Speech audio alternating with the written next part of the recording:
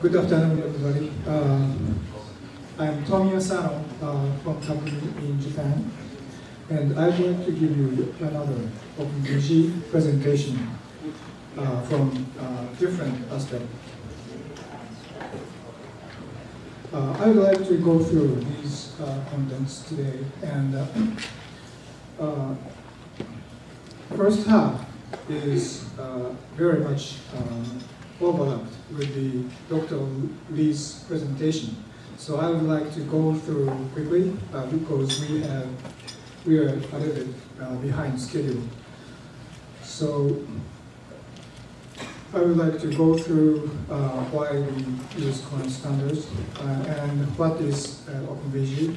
And my focus today is programming tips. A little bit, programmers side of issues. First of all, I would like to introduce my company. Takumi locates in Tokyo, and we license our graphics IP core to market like OpenGL-ES or OpenVG. And we already licensed more 30 more shops licensed, and in the market we released our customer released more than 50 million LSIs. And we have a customer in Japan and also Korea and also in Taiwan. Okay, these are familiar Khronos standards, and there is several rendering API here, and I would like to talk about OpenVG today. And in the market, there are lots of devices, and they need a graphics API for GUI and gaming. And these devices has some kind of LCD, and we need to provide some graphics environment for these devices. And Khronos graphics standards allow you to use the lots of environment, and you can select best one for you. And lots of middleware are there, so you can choose one of the best for you. And for middleware implementer, I think that they can reduce lots of costs for developing their software. These are some of the OpenVG applications. It is good to use the font rendering.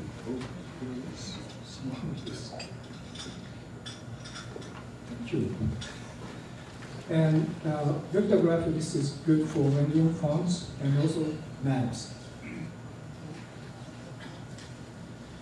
And let me go through the features of OpenVG. You can render lines, basic curves, and elliptical arcs. What is good is you can render a very smooth curve. And also you can render fill and stroke, and also stroke with some kind of options, dash, join, and cap. And you can select paint. These are the same as the Dr. Lee's presentation. And Dr. Lee used his child picture. I used my doggy's picture. And images. It is good to have a prospective transformation for image. You can render image like 3D. And also, image filter is useful, especially Gaussian blur. And other features are already covered by Dr. Lee. So, let me go into application. And I would like to how the OpenVG is used in the application. One good application is photo viewer, and as I told you that you can use prospective transformation for image, so you can have like a colorful type of the viewer, and also anti-alias is used for the edges. That means even if you use the prospective transformation, you will have clear edge rather than anti-alias, non-anti-alias graphics. The other one is outline font or map, rendering kind of shape, and you can also utilize the Bezier curve in map and font rendering. And also, you will have edge anti-aliasing for high quality shape edge, and you can avoid also some kind of jitter. If you move shape very slowly on screen, then if you do not have anti-alias, you will see some jitter. But if you apply anti-alias, then you will have very smooth move, and you can have you can use transform features to smoothly zoom in, out, and rotation and moving around shapes. So it is good for the map rendering, I think. Another feature is image filter, and it is good for photo viewer too, I think. And this is kind of experimental image we did to have blur. And a center image is original image, and it's 256 by 256, and we use the texture module to render the blur image. And if you see the left-hand side, this is just only use the texture features, texture unit features like a bilinear filter. In that case, you do not have desirable image. And right-hand side is using the OpenVG image filter. It's a Gaussian filter. And the right upper one is just apply the Gaussian blur in standard deviation 4.0, and lower side of the image is once shrink the image to 64 by 64 and apply the Gaussian blur like a standard deviation 4.0 or 2.0. So you have lots of effect of blur using image filter, and some company very serious about image would like to have this kind of high quality blur effect. However, Gaussian blur is actually a little bit heavy operation even for GPU. So I recommend that use smaller image if possible, and use appropriate size of standard deviation. If you have a bigger standard deviation, you will have much more time to make load image. And of course, you have to cache that blurred image and use to another opportunity. And from here, I'd like to talk about pipeline stages, but this topic is already covered by Dr. Lee, but it is good to know the architecture of hardware to have the performance when you program. This is an example of our pipeline. Left one is the OpenVG pipeline, and right-hand side is our modules in hardware.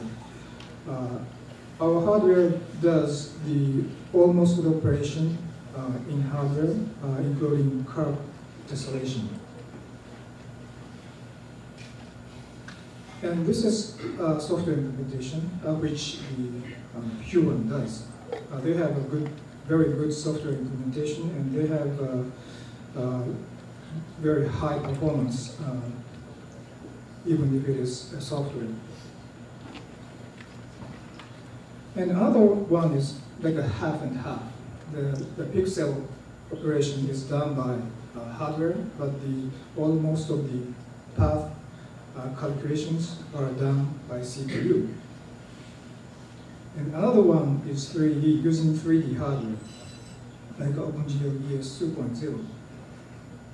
However, you need to do triangle tessellation. It is also very heavy operation for the CPU. And another one, figure shows you the pipeline stages in hardware. In hardware, there are a lot of stages inside, and the commands are treated as in pipeline. So if the CPU stops rendering, however, there are also command stays in pipeline. Maybe it takes like a microsecond level of the operation, but still there is commands inside. And if you need to access to color buffer from CPU, then you have to make it certain that all the commands are go through pipeline and get into color buffer. I will explain this thing later, but it is very important to understand. And in the embedded system, there are some very critical requirements. One is minimize CPU load. CPU is not only for graphics. A CPU does other jobs, controlling sounds or some other devices. And currently, in the high-end market, in embedded system, like a smartphone, has a CPU with floating-point processor and running in 1.5 gigahertz, or even they have a dual core, or triple, or triple, I don't know, quad core, or whatever. They have also resources and CPU power. When you look into low-end market, still there is a very low speed CPU is used in embedded device, like a CPU without FPU, and less than 200 megahertz is used for controlling the device. Another thing is memory. There are two aspects for memory. Drawing graphics uses memory. We have to render something into memory. So the memory is, we have to pass through the bus. So it is better to minimize the bus traffic for having better performance. And also minimize the footprint of memory. In the low-end market, the memory resources is very limited. So it is very severe to having a memory in small. And third one is just only for hardware, but this is very important in the market for us to think about it. We have to minimize the logic size to have low cost and low power consumption solution for a customer. So I would like to talk about tips from here. I believe that some of you have experienced programming OpenVG or OpenGL ES. I believe I'm going to talk about OpenVG, but there are lots of common things in OpenGL ES too. And I wrote avoid or don't use or something like that is not I'm saying using this function or something. I would like to say is you have to use the function in appropriate timing or appropriate cases. And also it's better to understand that if you call the function, what happens inside the API and hardware. It is very important to have performance. These tips come from our experiment. We ship OpenVG Brax IP to some customers, and they say that we could not have performance. Then we suggest some programming tips for them. And I gathered them, and I would like to show you in this opportunity. First one is keep object number in small. You can create lots of drawing object or paint object or whatever in using API. But if you create object, then the malloc is happen in the API. And malloc is very heavy for low-end environment. So it is very, you need to be very careful for the number of objects. And also, you need to share object as much as possible. It means that you have to cache object and don't throw away if you use next time. And however, you have to delete the object if it is unnecessary. And if you have an object, then inside the API have to check the error. And the number of objects affect the error check. And also, next one is avoiding unnecessary VG set and VG set parameter. I think you don't do this, but some middleware or some programmer do setting, same setting over and over and over. I don't know why, but they do this. And if you call this kind of function, then the API needs to check that that is appropriate or not. So it is time consuming. We have to avoid this. And minimize a matrix update. If you have a chance to create matrix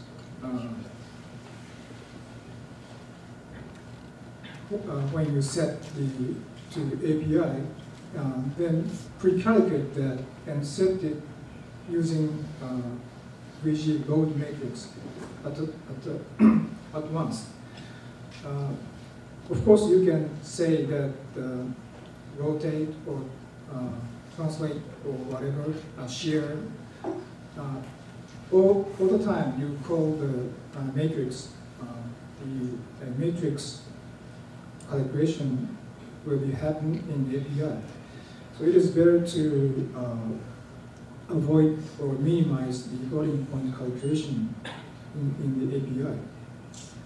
And next one is do not use VG finish if not necessary, and do not use VG read pixel, write pixel, or get image subdata if not necessary. And it's saying that minimize use of the VG image subdata. This is related to pipeline sync. If you do VG finish, then as I show you, there are lots of pipeline stages in hardware, and the API will wait that all commands go through to color buffer. Then CPU issue next command. And if it is, there is a necessary timing to call VG finish, but if not, it should be avoided. And also other commands are the same thing. If you read pixel means reading pixel from color buffer by CPU. If there are some commands inside the graphics pipeline, you may not read the correct pixel because the rendering is not finished. So you have, if you issue the read pixel command, then the pipeline should be empty at that time. So you have to sync the pipeline. So other one is same mechanism. So we have to very careful to use these commands.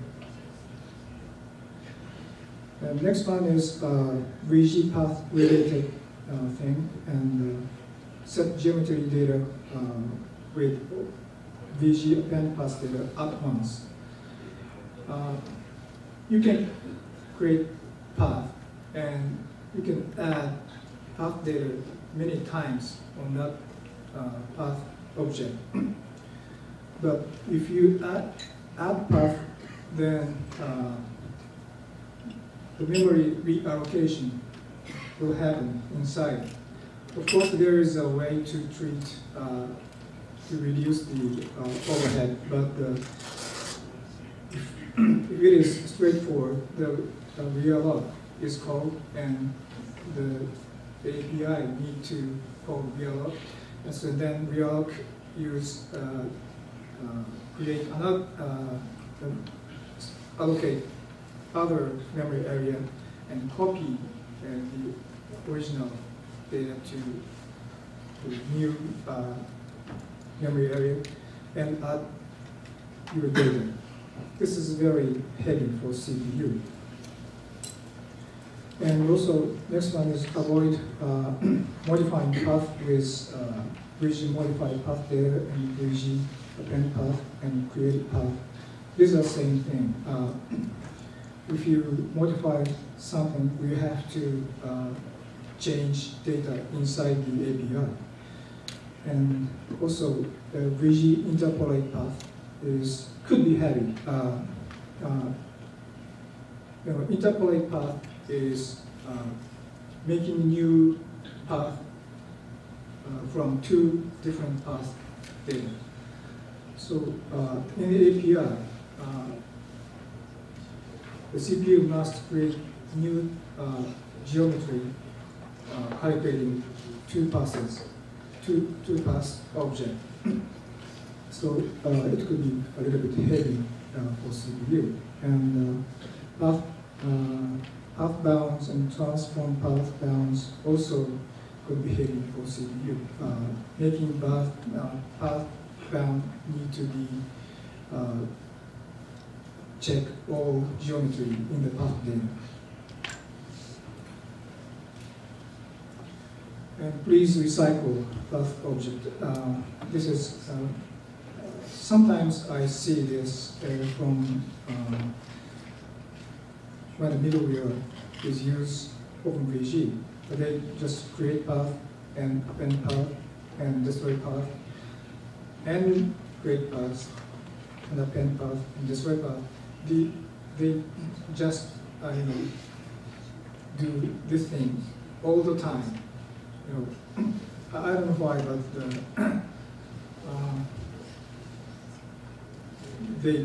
anyway they do. So it's very difficult to understand why they do this, but you should, if you create path, then you should cache it and use it in next frame and destroy when you do not necessarily. You don't need the path. And next one is avoid variable type conversion. I think good programmers do not do this, but some programmers use VG set F for VG float and VG set F to integer type and VG set I for float type. Even the converting the variable type, CPU need lots of job to do it. So we have to avoid unnecessary CPU load here. And use small column and image. I described in the other page, but image loading is kind of heavy operation, even for GPU. So it is better to use image size and column size carefully. Other things, avoid using VGU functions. VGU is a library, it's a kind of utility library for vector graphics. And you can find this is very useful. However, there is a lot of heavy load functions inside. So, of course, you may, or you can use, but you have to know what kind of operation is done in the function. There are lots of heavy matrix operations in the VGU functions.